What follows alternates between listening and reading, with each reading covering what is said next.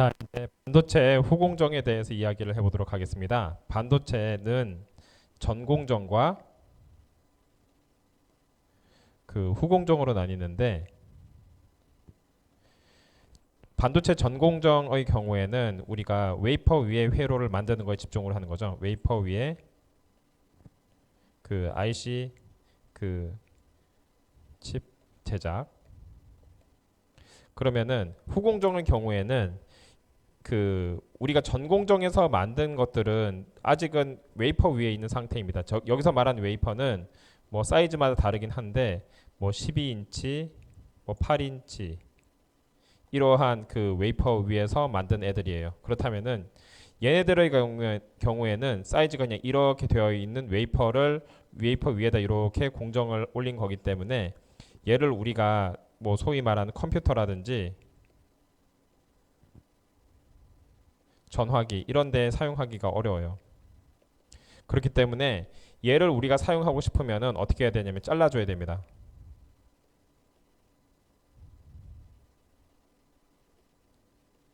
절단 후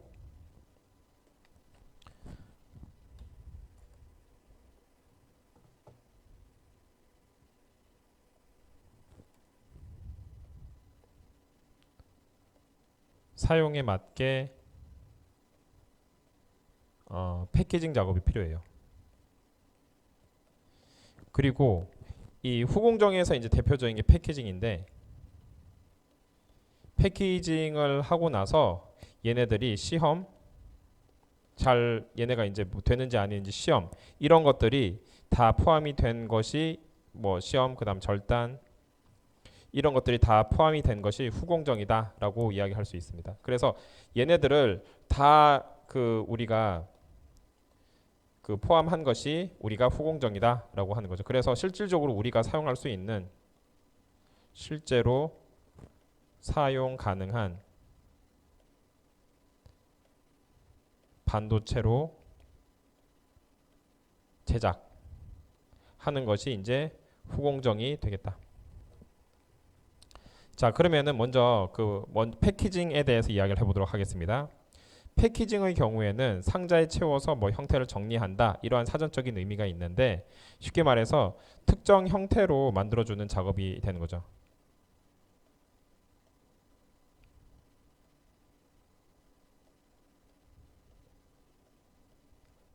자, 그래서 이렇게 얘네들의 특정 형태로 만들어 주는 거에 뭐 어떤 것이 포함이 되냐라고 한다면은 지금 그 IC와 전기 장치를 연결해 주는 거, 전기 장치를 연결해 주는 거, 그 다음에 그 뭐 고정해 주는 거, 세트로 만들어 주는 거, 이러한 것들이 다 반도체 패키징에 들어가는 거다라고 이야기할 수가 있겠습니다.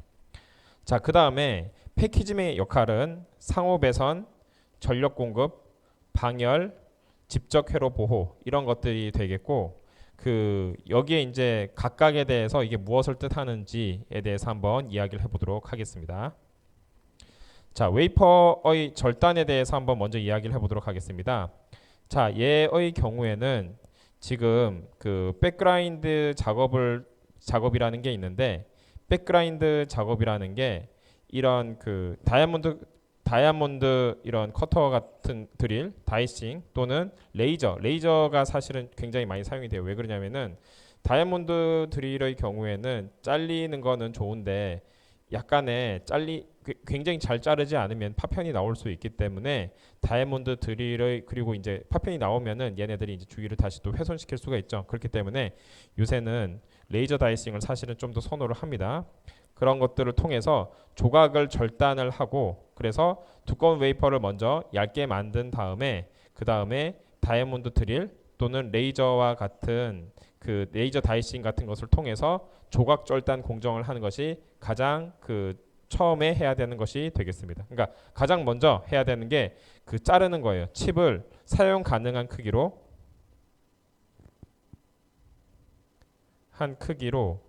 칩을 자르는 것.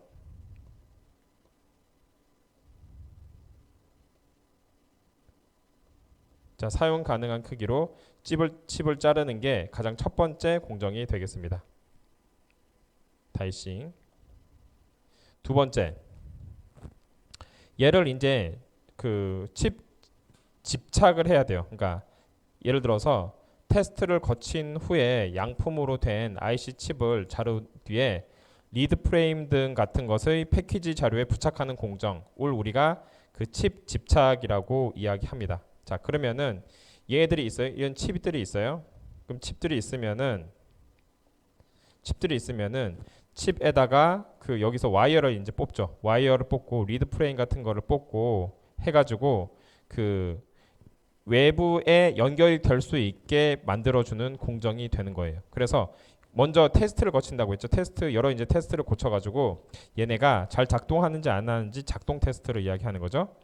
IC 칩 작동 테스트.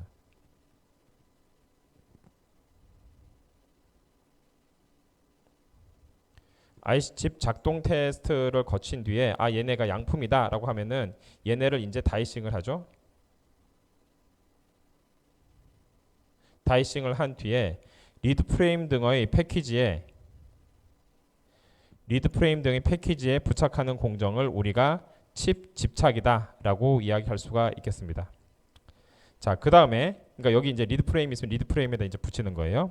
그 다음에 그 금속 연결 공정이 있습니다. 금속 연결. 칩 내부와 외부의 연결 단자와 리드 프레임 단자를 그 골드 와이어를 통해서 연결하는 것을 얘를 통해서 그 연결하는 것을 우리가 그 금속 연결 와이어링 본딩이다라고 이야기할 수가 있겠습니다. 자, 그래서 여기서 보면은 여기 이제 기판이 있죠. 그럼 기판 위에다가 여기 칩이 있고요. 그 칩들을 외부와 이런 식으로 금속으로 연결하는 이러한 과정을 우리가 와이어링 본딩이다라고 할 수 있고요. 요 같은 경우에는 얘네들이 이런 식으로 본딩된 것을 그 전자현미경으로 관찰한 것입니다. 그리고 얘는 이렇게 와이어링 본딩으로 연결된 것을 이제 확대한 사진이 되겠고요. 여기서 금선을 사용을 한다 했는데 금선의 특징은 굉장히 전도도가 높아요. 전도도가 높기 때문에 얘네들이 그대로 로스가 없이 연결이 되는 것을 목표로 금선을 사용하게 되겠습니다. 자, 그 다음에 성형을 합니다. 이런 식으로 연결이 된 뒤에 얘네들이 그대로 노출이 되어 있으면은 외부의 습기, 열, 물리적 침격 같은 걸로부터 얘네들이 보호가 되지 않기 때문에 어쩌면 물리적, 그 다음에 화학적 충격으로부터 그 보호가 되지 않기 때문에 이러한 것들을 칩과 연결 금선을 그러니까 연결선과 칩을 외부로부터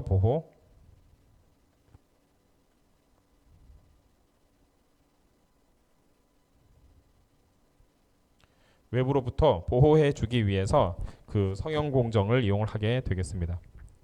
자, 그래서 열 경화수지 특별히 이제 같은 그 에폭시 같은 것들을 주로 많이 이용합니다. 열 경화수지인 에폭시 같은 것을 이용해서 에폭시 몰딩 컴파운드 같은 거를 위에다가 이제 감싸게 되죠. 그러니까 얘가 이제 에폭시가 되는 거죠. EMC 에폭시 몰딩 컴파운드 같은 걸로 기판을 감싸해서 얘네들이 이제 밀봉해 주는 거죠. 밀봉해 줘서 얘네들을 최종적으로 완성할 수가 있게 되겠다. 자, 그 다음에 이렇게 완성한 뒤에 패키징 후에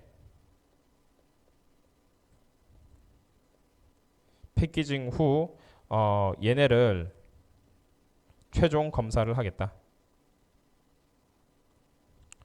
완성된 반도체의 정기적 특성 또는 기능을 우리가 그 최종적으로 검사하는 과정이 이제 그 파이널 테스트가 되겠다. 그래서 여기서 간단히 이제 다시 정리하면은 웨이퍼를 먼저 절단을 하고 얘를 칩에다 적착을 한 뒤에 그 다음에 걔를 그러니까 패키징 자료에다 부착을 하고 그 다음에 금속으로 연결을 한 다음에 그 다음에 얘를 이제 외부에 이제 보호하게 성형을 해서 최종 검사 과정을 해서 얘네가 작동을 잘하는지 못하는지 하는 것들을 우리가 그 패키징이다라고 이야기할 수가 있겠습니다.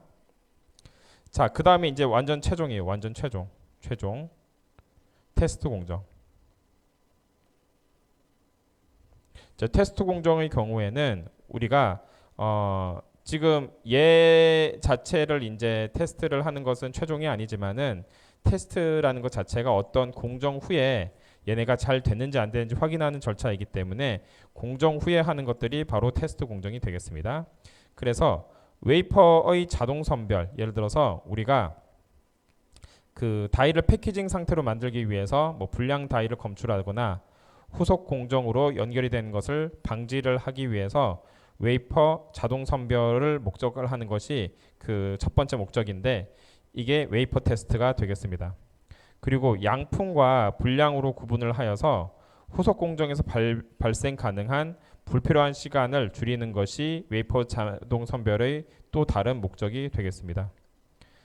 자, 불량품이 갱생 가능한지 판단해서 수율을 향상을 시키는 것도 또 이런 웨이퍼 자동 선별의 목적이 되겠습니다. 그러니까 한마디로 이런 자동 선별을 통해서 뭐 불량 다이를 검출을 하고 그리고 후속 불량 다이를 검출을 하면 후속 공정으로 당연히 연결이 안 되겠죠. 그리고 양품과 불량으로 구분을 해서 불필요한 시간을 줄이고 그리고 얘네가 갱생 가능한지 판단해서 수율을 향상시키는 게 얘네들의 목적이 되겠다. 그 다음에 웨이퍼 가공 공정을 통해서 이제 얘네들의 완성 회로를 검사하는 거. 예를 들어서 웨이퍼 제조를 하고 나서 얘네가 IC 칩이 제 기능을 하는지 안 하는지 우리가 그 패키징 때 검사한다고 했죠. 그래서 그거를 각 IC를 웨이퍼 상에서 그러니까 패키징 하기 전에 정기적 탐침 및 조사를 하는 것이 필요하다.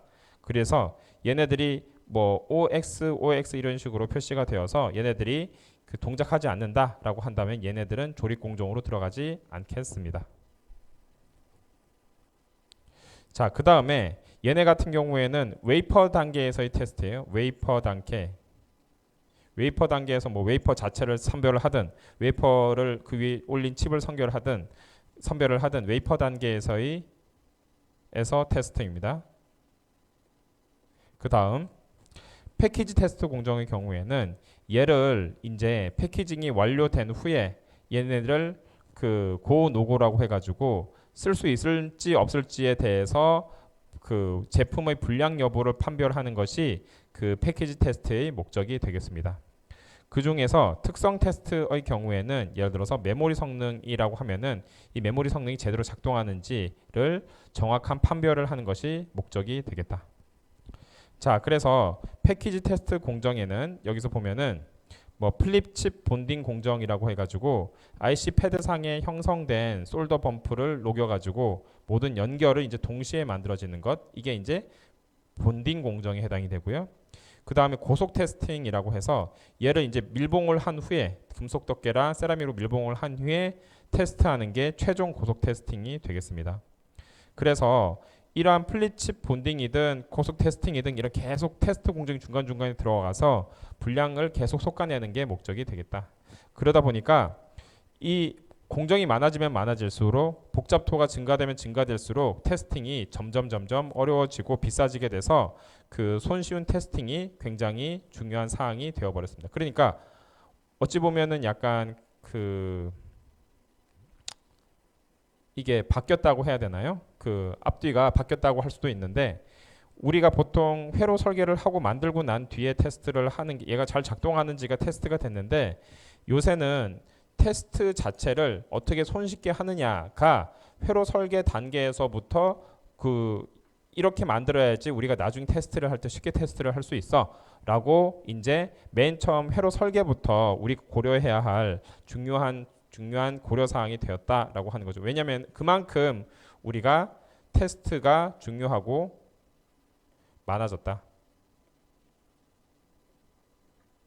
자, 그 다음에 퀄리피케이션 해서 검증이 있는 얘네가 잘 작동하는지 안 하는지에 대해서 검증하는 게 퀄리피케이션이 되겠습니다. 두 가지가 있는데 하나는 수명 테스트라는 게 있고 그 다음 가속화 테스트라는 게 있어요. 자, 수명 테스트의 경우에는 지속적으로 여러 개 생산된 샘플에 대해서 테스트를 하여서 제품 성능의 신뢰도를 입증을 하는 게 이제 수명 테스트가 되고 가속화 테스트의 경우에는 얘네들이 정상보다 높은 전압과 온도에서 통전 테스트를 이제 버닌 이제 테스트라고 하죠. 버닌 테스트를 진행을 하여서 얘네가 억셀러레이션을 통해서 얘네가 언제 그 작동을 하지 않느냐 하는 신뢰할 수 없는 칩을 제거를 하는 것이 가속화 테스트가 되겠습니다. 수명 테스트든 가속화 테스트든 예를 들어서 이러한